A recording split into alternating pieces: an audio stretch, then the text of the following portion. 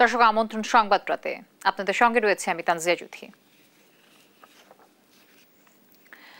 পানি পান করিয়ে জগন্নাথ বিশ্ববিদ্যালয়ে শিক্ষার্থীদের গণ অনশন ভাঙালেন ইউজিসির চেয়ারম্যান অধ্যাপক ডক্টর এস.এম.এ. ফায়েজ। শুক্রবার সন্ধ্যা 7:30টার দিকে কাকরাইল মোড়ে দাবি পূরণের আশ্বাস দিয়ে আন্দোলনকারীদের পানি পান করান তিনি। এ সময় জগন্নাথ বিশ্ববিদ্যালয় উপাচার্য সহ শিক্ষকরা উপস্থিত ছিলেন। ইউজিসি চেয়ারম্যান জানান, জগন্নাথ বিশ্ববিদ্যালয়ে দ্বিতীয় ক্যাম্পাস তৈরির প্রক্রিয়া শুরু হয়েছে। শিগগিরই আবাসিক হল নির্মাণের কাজ শুরু হবে। এর আগে 50 ঘণ্টা ধরে অবস্থান কর্মসূচির পর গণ অনশনে বসেন জগন্নাথ বিশ্ববিদ্যালয়ের শিক্ষক শিক্ষার্থীরা। শুক্রবার জুমার নামাজের পর রাজধানীর কাকরাইল মোড়ে এই কর্মসূচি শুরু হয়। এতে যোগ দেন বিশ্ববিদ্যালয়ের শিক্ষক ও সাবেক ছাত্ররা। সকালে তারা সমাবেশও করে।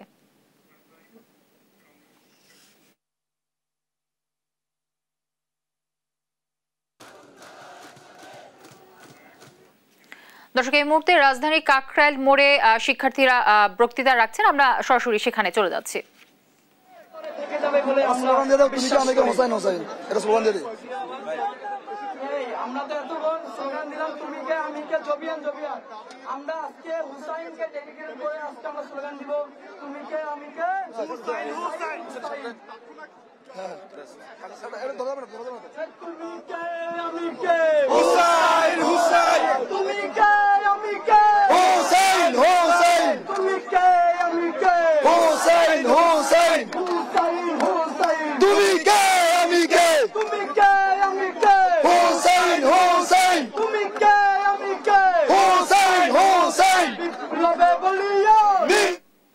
দর্শক, কাকরাইল মোড় থেকে শিক্ষার্থীদের গণ অনশনের কিছু চিত্র তুলে ধরার চেষ্টা করেছি আপনাদের সামনে।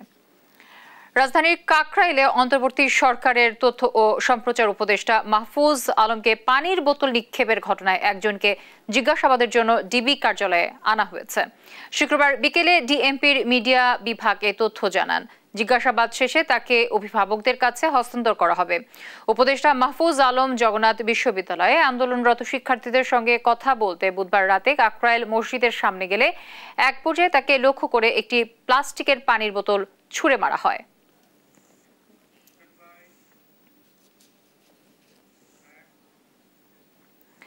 জাতীয় নাগরিক পার্টির যুব সংগঠন জাতীয় যুব শক্তির আত্মপ্রকাশ ঘটেছে।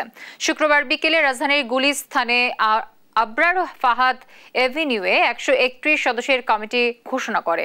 এ সময় শীর্ষ 3 নেতার নাম ঘোষণা করেন এনসিপির মুখ্য সমন্বয়ক নাসিরউদ্দিন পাটোয়ারী। যুব শক্তির আহ্বায়কের দায়িত্ব পান সুপ্রিম কোর্টের আইনজীবী তারিকুল ইসলাম। সদস্য সচিব জাহিদুল ইসলাম পেশায় চিকিৎসক এবং মুখ্য সংগঠক ফরহাদ সোহেল একজন প্রকৌশলী।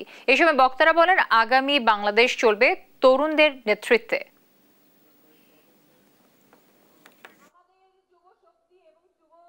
বাংলাদেশের আপামর জনতাকে এই দেশের যুব সমাজ সবসময় পথ নির্দেশ করে এসেছে। আমরা আশা করব এই দেশের সকল যুব সমাজকে সাথে নিয়ে জাতীয় যুব শক্তি বাংলাদেশের স্বাধীনতা সার্বভৌমত্বের রক্ষা কবচ হয়ে উঠবে।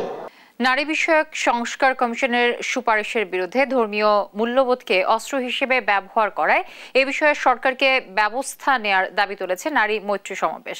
সমতার দাবিতে আমরা ঐক্যবদ্ধ স্লোগানে শুক্রবার বিকেলে রাজধানীর মানিক মিয়া অ্যাভিনিউতে হওয়া কর্মসূচিতে এ দাবি জানান বক্তারা। জুলাই অভ্যুত্থান পরবর্তী সময়ে নারীর প্রতি সহিংসতা, কটূক্তি, যৌন নিপীড়ন, ধর্ষণ, প্রকাশ্যে মারধরের ঘটনা অহরহ ঘটছে বলে অভিযোগ করেন তারা। তারেক মাহমুদ সুজনের রিপোর্টে আমরা বিস্তারিত জানব। নারীর প্রতি সহিংসতা, কটূক্তি, যৌন নিপীড়ন, ধর্ষণ, প্রকাশ্যে মারধর, আন্দোলনে বাধা ও নারী সংস্কার কমিশনের প্রতিবেদনের বিরুদ্ধে গুজব ও অপপ্রচারের প্রতিবাদে শুক্রবার বিকেলে রাজধানীর মানিক মিয়া এভিনিউতে অনুষ্ঠিত হয় নারীর ডাকে মৈত্রী যাত্রা। সমতার দাবিতে আমরা ঐক্যবদ্ধ স্লোগানে এতে বিভিন্ন বাম সংগঠনের পাশাপাশি অংশ নেন শ্রমিক, শিক্ষক, শিক্ষার্থী, সাংস্কৃতিক কর্মী, চা বাগানের শ্রমিক, যৌনকর্মী, হিজড়া, ক্ষুদ্র নিগোষ্ঠী সহ বিভিন্ন শ্রেণী পেশার মানুষ। এ সময় নানা সাংস্কৃতিক আয়োজন, ব্যানার, ফেস্টুনের মাধ্যমে দাবি দাওয়া তুলে ধরেন নারীরা, পাঠ করেন ঘোষণাপত্র। এতে বলা হয়, নারী বিষয়ক সংস্কার কমিশনের সুপারিশের বিরুদ্ধে ধর্মীয় মূল্যবোধকে অস্ত্র হিসেবে ব্যবহার করা হচ্ছে। এ বিষয়ে সরকারকে ব্যবস্থা নেয়ার দাবি জানান তারা।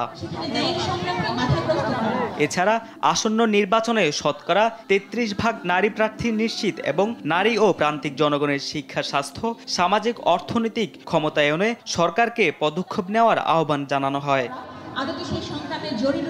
পরে একটি মিছিল খামারবাড়ি মোড় ঘুরে পুনরায় মানিক মিয়া এভিনিউতে গিয়ে শেষ হয়। তারেক মাহমুদ সুজন, দেশ টিভি, ঢাকা।